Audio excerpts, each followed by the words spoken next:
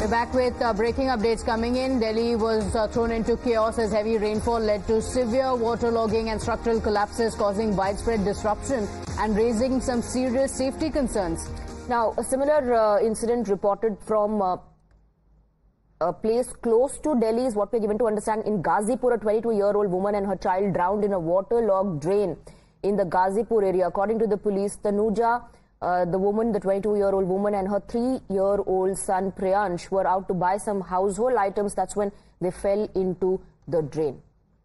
Our colleague Tejshri is joining us live with the updates. Tejshri, heartbreaking updates coming in of the mother-son duo drowning in East Delhi. What are the details?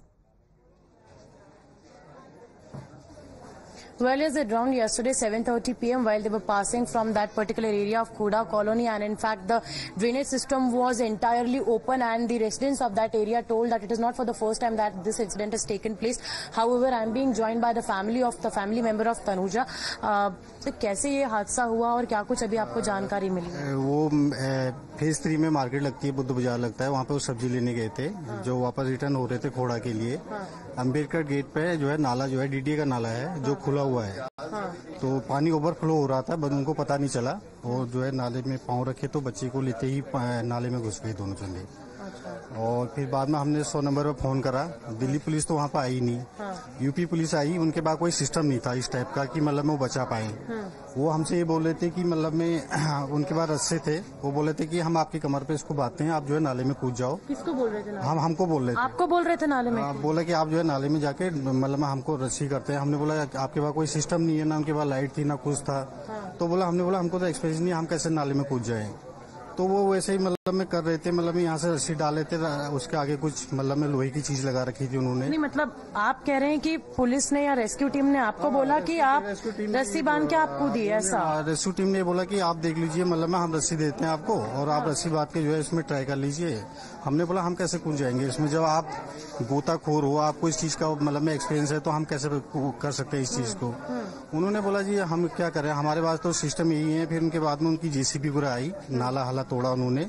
जहाँ वो नाला तोड़ रहे थे वहाँ पे कुछ नहीं था, वहाँ से आधा किलोमीटर दूर जाके वहाँ पे बॉडी मिली। वो भी कोई अननोन पर्सन थे, क्या कहते हैं, कोई मोहम्मदन बच्चे थे 2-3। उन्होंने बोला चलो हम ट्राई करते हैं।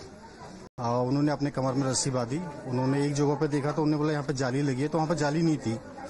उससे आगे जाके उन्होंने बोला आगे चलो हमसे, हम आगे गए उनके साथ। उन्होंने वहाँ पे कूदा तो उनके पाँव पे जो है पहले लेडी लगी मतलब में, और फिर बच्चा। फिर उन्होंने जब उसको उठाया तो बच्चा गिर गया था, उसके उन्हें बच्चा छोड़ा नहीं था। मतलब रेस्क्यू टीम ने नहीं किया, ये जो मैम आपके आसपास के कॉलोनी के लोग थे उन्होंने ही रेस्क्यू किया, राइट? उन्होंने करा और रेस्क्यू टीम ने नहीं करा कुछ भी नहीं। वो अपना सिस्टम से ही मतलब में नाला हला तोड़ रहे थे, ये कर रहे थे, वो कर रहे थे, बस से ज्यादा कुछ नहीं। So you see, this is very shocking according to the family who are claiming that the rescue team in fact asked them to tie the rope on their waist, jump into the drainage system, jump into the nala and rescue the family members who drowned in the water. The authorities need to take action against these individuals because they clearly were not prepared to handle the situation. It's also very clear, Pratibha, now that the drain was not covered and clearly no marking as well, because the woman otherwise would have known that there's a open drain in this area.